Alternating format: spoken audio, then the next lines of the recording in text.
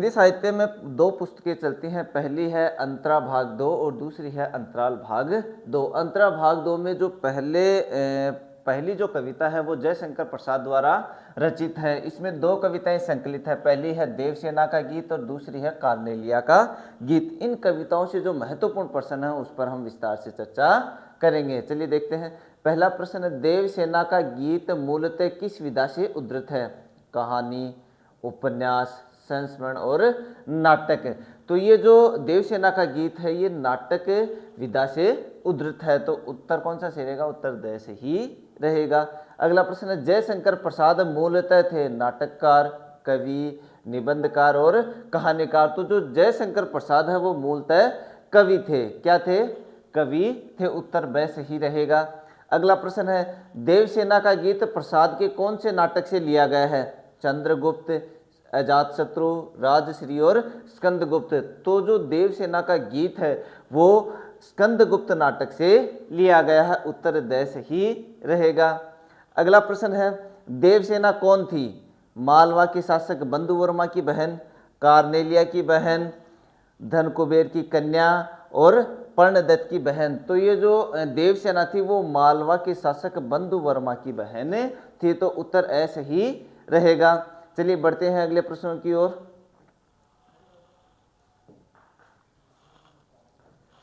अगला प्रश्न है, देवसेना की वेदना का मूल कारण क्या है? यानी कि इस कविता में जो देवसेना का दुख दिखाया गया है या वेदना या पीड़ा दिखाई गई है, उस पीड़ा का मूल कारण क्या है? तो देखिए, अत्यधिक गरीब होना, पर्णदत्त के साथ भीख मांगना, स्कंदगुप्त का प्रेम नहीं मिलना और बीमार होना। तो देवसेना की वेदना का जो मूल कारण है वो है स्कंदगुप्त का प्रेम नहीं मिलना। यानी कि यह स्कंदगुप्त से प्रेम करते थे लेकिन स्कंदगुप्त किसी और से प्रेम करता था, इस वजह से यही देवसेना की वेदना का मूल कारण था। तो उत्तर सही से ही रहेगा।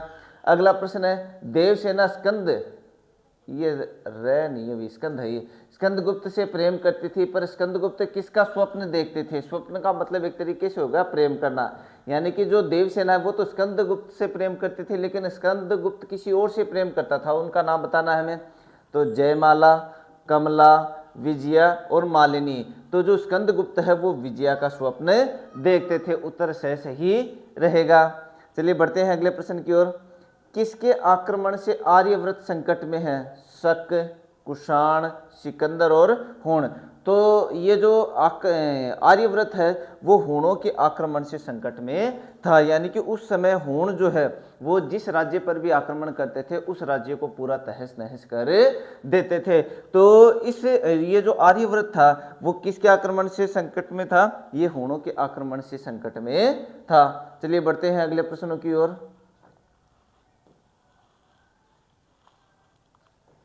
अगला प्रश्न है, हृदय की कोमल कल्पना सोजा किसने कहा? कार्नेलिया ने, देवसेना ने, विजया ने और महादेवी ने। तो यह जो लाइन है, यह जो पंक्ति है वो देवसेना ने कही थी कि हृदय की कोमल कल्पना सोजा था। तो उनकी जो कल्पनाएं थी वो उन कल्पनाओं को समझाते हुए कह रहे कि ये तुम्हारी जो कल्पनाएं वो कभी पूरी नहीं हो सकती, इसलिए वो क्या कहते हैं कि हृदय की कोमल कल्पना सोजा। तो उत्तर ब से ही रहेगा।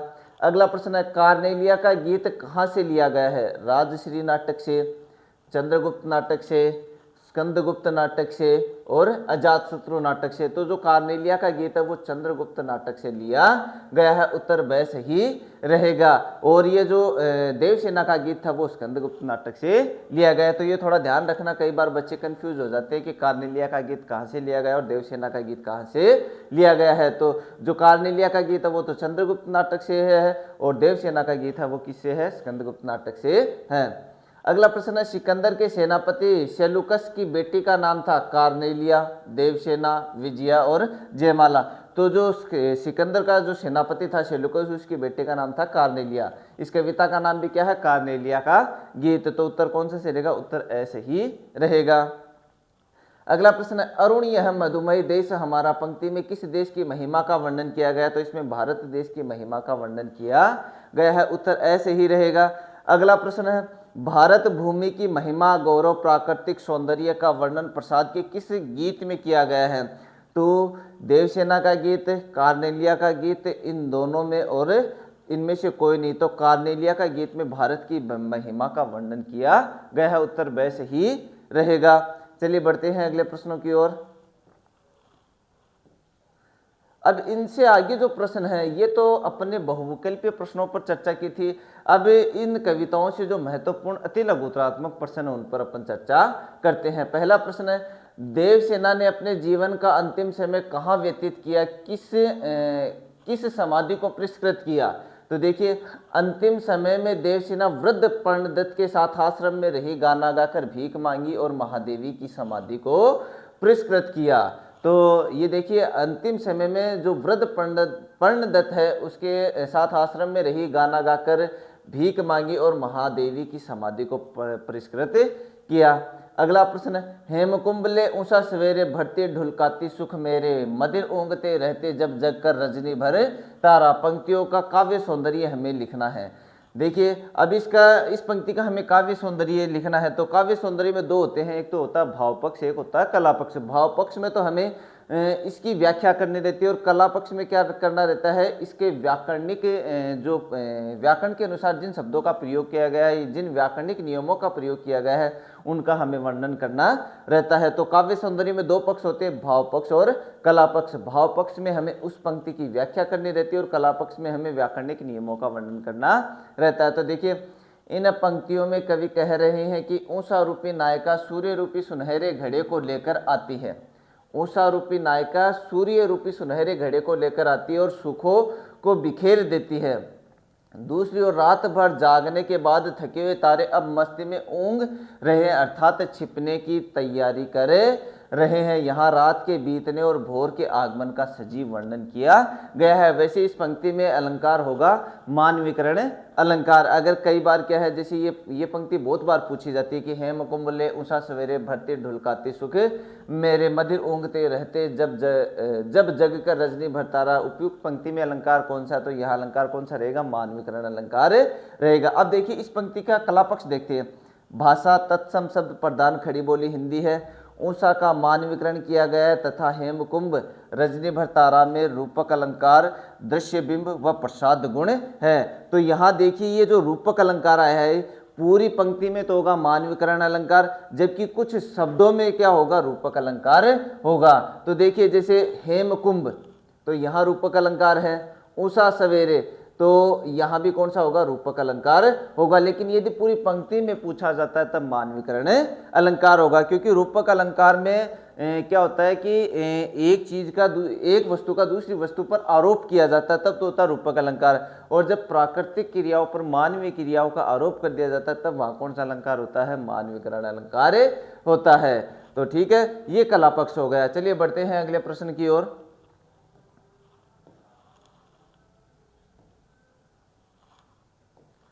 अगला प्रश्न है, मेरी आशा आह बावली तूने खोदी सकल कमाई। इन पंक्तियों में देवसेना की किस मनोव्यथा का चित्रण किया गया है? तो देखिए, देवसेना स्कंदगुप्त से सच्चा प्रेम करती थी, किंतु उसे जीवन भर विरह की आग में जलना पड़ा, क्योंकि वह स्कंदगुप्त को पाना चाहती थी। किसे पाना चाहती थी? स्कंदगुप्त को। लेकिन स्कंदगुप्त का विजया के प्रति प्रेम देखकर उसने अविवाहित रहने का व्रत लिया। जब स्कंदगुप्त ने उसके सामने प्रेम प्रस्ताव रखा तो उसने दृढ़ता के साथ अस्वीकार कर दिया। उसे पाने की आशा उसका पागलपन था, उसको अपने अधूरे प्रेम का दुख तथा पछतावा था, इसलिए उसने ऐसा कहा। यानी कि पहले वो स्कंदगुप्त से प्रेम करते थे, लेकिन स्कंदगुप्त का विजय के प्रति प्रेम देखकर उसने अविवाहित रहने का प्रण लिया। बाद में अंतिम समय में जब स्कंदगुप्त उसके सामने विवाह का प्रस्ताव रखता है, तो जो देवसेना है वो दृढ़ता के साथ उसे मना कर देती है। इसलिए वह यह लाइनें या यह पंक्ति कहती है, क्या कहती है? कि मेरी आशा आह बावली तूने खोदी सकल कमाई। चलिए बढ़ते हैं अगले प्रश्न की ओर।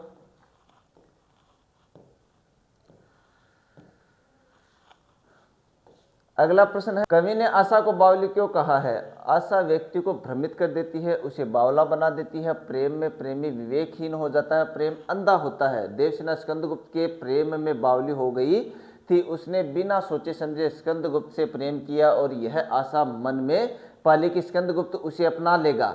उसकी आशा उसके मन का पागलपन ही था, वह स्कंदगुप्त का प्रेम नहीं पा सकी। यानी कि कल्पनाएं करना भी मनुष्य के खुद के लिए एक तरीके से दुख देना ही होता है। इसलिए यह कहा गया कि कवि ने इसलिए आशा को क्या बताया, बावली बताया है। अगला प्रश्न है, देवसेना का गीत कविता में देवसेना की हार या निराशा के क्या कारण हैं? तो देखिए, देवसेना की हार या निराशा के कई कारण थे, जिनमें से 2 कारण प्रमुख थे। सर्वप्रथम, हुणों के आक्रमण से देवसेना के भाई बंधु वर्मा सहित पूरा परिवार वीरगति को प्राप्त हुआ।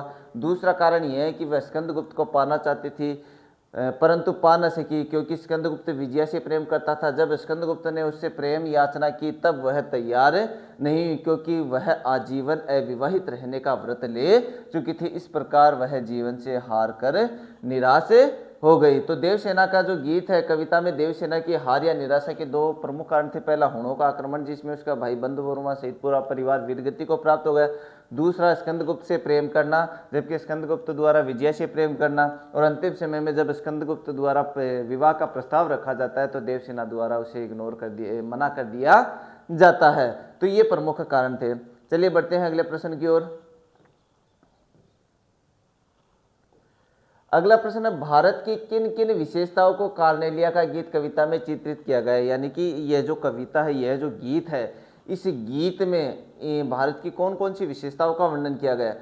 प्रस्तुत गीत में प्रसाद जी ने भारत के प्राकृतिक सौंदर्य एवं सांस्कृतिक महत्व का वर्णन किया है। प्रातःकालीन सूर्य की किरणें जब भारत की धरती पर पड़ती हैं तब प्रकृति की शोभा देखते ही बनती है। उस समय प्रकृति मधुमेह होती है। यहाँ दूर देशों से आने वाले व्यक्तियों को आश्रय मिलता है। यहाँ के लोग दयालु, करुणाशील, संवेदनशील, जो सभी के प्रति सहानुभूति रखते हैं। भारत में विविध सभ्यता, संस्कृति, रंग, रूप, आचार, विचार एवं धर्म वाले प्राणियों के साथ समानता का व्यवहार किया जाता है। इस प्रकार कवि ने इस कविता में भारत की अनेक विशेषताओं को चित्रित किया है। तो इस गीत में या इस कविता में अनेक प्रकार की विशेषताओं का वर्णन किया गया है। अब देखिए, यह जो गीत है, इसमें से कुछ पद्यांश भी है जो परीक्षा की दृष्टि से बड़े ही महत्वपूर्ण है। ये देख लीजिए आप। इन प्रश्नों की जो PDF है वो हम YouTube का जो कमेंट बॉक्स है उसमें इसकी PDF उपलब्ध करवा देंगे। वहाँ से आप इस व्याख्या को या इस पद्यांश को आप देख सकते हैं। तो आप इसका विश्लेषण कर लेना। ये परीक्षा की दृष्टि से बड़ी महत्वपूर्ण व्याख्याएं हैं, तो इनको आप देख लेना। चलिए बढ़ते हैं अगले प्रश्नों की ओर।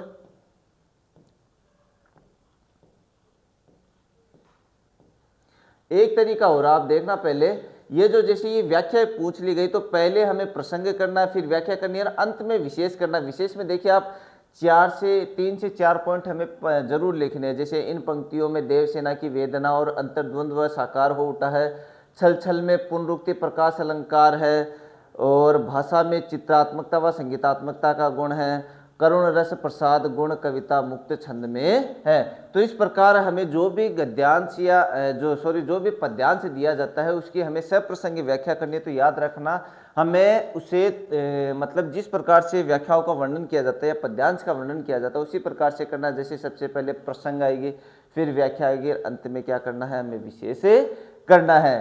तो प्रसंग में तो हमें ये जो पद्यांश है वो कहाँ से लिया गया है वो बताना है, पुस्तक का नाम बताना, लेखक का नाम बताना है, फिर व्याख्या करनी है। और विशेष में हमें व्याकरणिक के जो नियमों का प्रयोग किया गया है इस पद्यांश में उसका हमें वर्णन करना है। चलिए बढ़ते हैं अगले प्रश्नों की ओर। अब ये देखिए, दूसरी जो कविता है कौन सी, कार्नेलिया का गीत, उस गीत से ये महत्वपूर्ण व्याख्या है। इसकी जैसे प्रसंग करनी है, फिर व्याख्या करनी है, फिर विशेष करना है। चलिए बढ़ते हैं अगले प्रश्न की ओर।